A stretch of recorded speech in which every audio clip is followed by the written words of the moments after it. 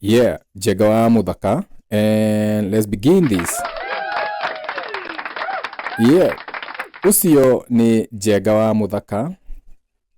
Now, welcome to today's topic or Jenga na Jenga. Now, I want to talk to the men because now we have decided that we need to heal together and thrive together. So, we will be having conversations with the men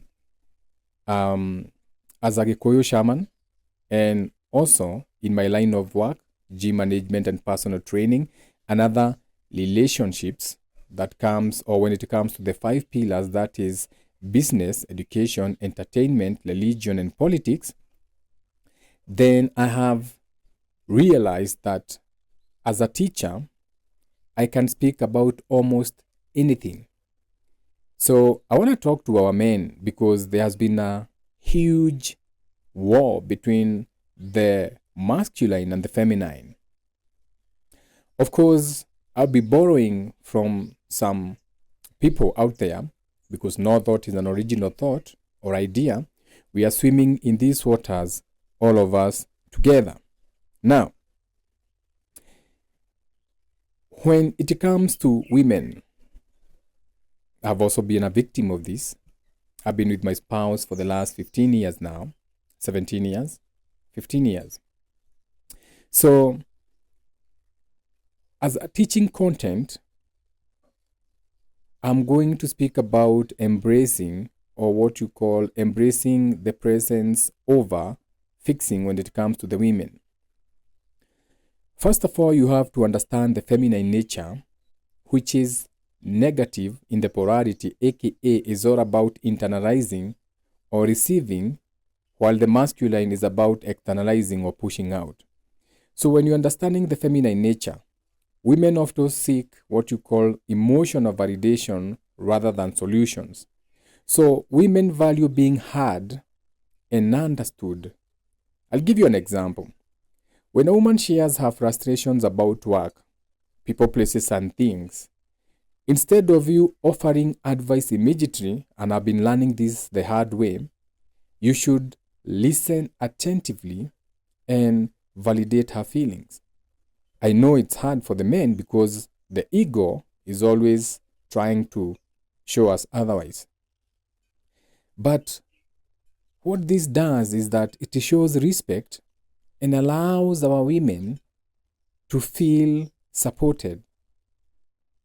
So, women have what you call the desire for an undivided attention. So, when you are in what you call your genuine presence, listening to the woman, this will have a bigger impact than offering solutions. So, when you're being fully present, what you are demonstrating is that you care and that you respect your woman's emotions. For example, let's say your partner is upset after having a very difficult day. Maybe she was being pushed around in the public service, industry, the PSV. So maybe the boss was shouting at her place of work. So when she comes over, sit with her without trying to solve her problems. And you'll have to do a lot of practicing because we are so used to responding. We listen to respond. But instead of that, offer comfort through what you call your presence, or what is called empathy, whereby rather than jumping and trying to fix things, you are listening. You see, there's a big difference in problem solving approaches when it comes to women. We solve problems through what you call thought or thoughts or logic, the left brain. So we analyze the problem so that we can take care of that. While the women, they process what you call the emotions in a different way. So the women are the Eve, the feminine, so governed by their emotions, time, fluid, second. Example. So instead of jumping and offering a solution to your woman when she's upset, you can ask her questions. So what you are doing is that you are trying to understand her feelings better. So this is going to allow her to explore her own emotions in a supportive space. Give her space to swim in her emotions. Okay? Do what you call avoid the fixer mentality. Stop approaching your women with that problem-solving mindset, because this makes them feel undervalued and misunderstood.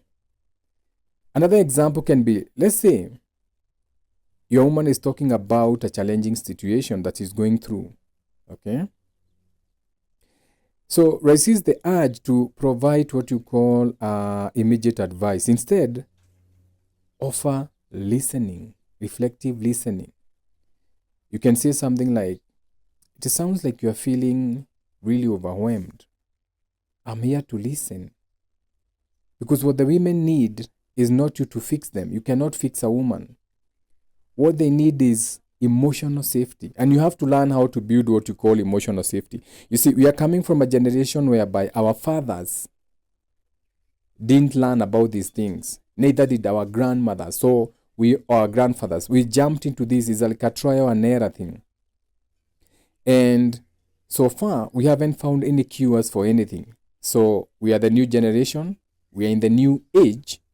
So everything that happens has to be new.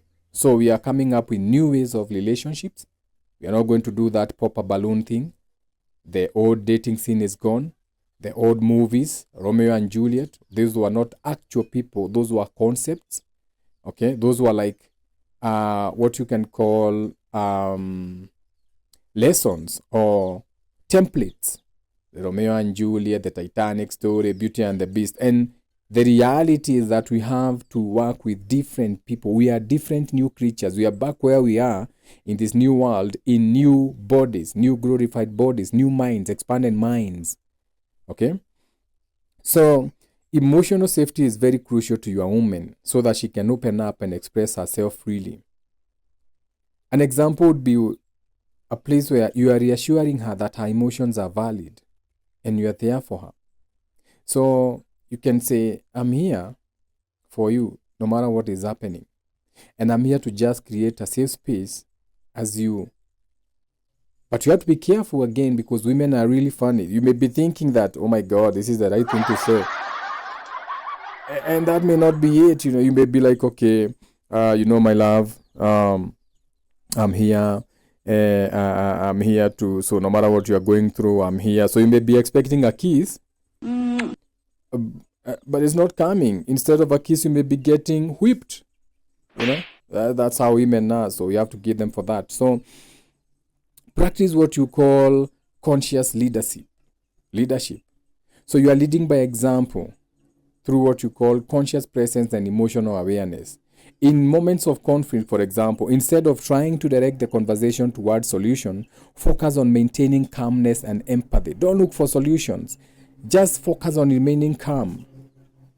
Shout out to the planes. You know, I have my Mercury in Aries, so when I'm talking and I hear a plane, is a confirmation. Shout out to my spiritual predecessors for confirming. Back to the live. Yeah. So when in a conflict, you maintaining what you call a sense of calmness, this helps her to feel secure and valued. You have to respect our women. You have to respect her perspective concept. You know, you have to acknowledge and honor her perspective without judgment or immediate collection. And I practiced this yesterday. So my spouse yesterday had gone to the DCI to report a case where she's a fashion designer. So some of her creations had been copied, but she owns the copyright. So she has copyrighted some of her creations, which are international. And so this morning, the last conversation we had was go and report. Okay, that was the last conversation. Go and report, and then we'll talk about this. Okay, excuse me. But this morning, instead of her filling me in on how it went, she was avoiding to tell me this from last night. She told me that she changed her mind. And I felt disrespected because we had talked about this, and I told her, go and report because you have to protect your brand. So She was expressing a frustration with that situation in the morning. And the only thing I could do was validate her experience by maybe saying, I understand why you feel that way. Your feelings are more important to me. But since this is a new territory for me, I didn't say that. So I kept quiet. But she knew that my silence meant that there was displeasure, but there was nothing she could do about that. Okay, so when it comes to respecting her perspective, then I can say that today I didn't acknowledge and honor her perspective without judgment. I judged her, Though I didn't do what you call immediate correction, there was judgment because I said nothing.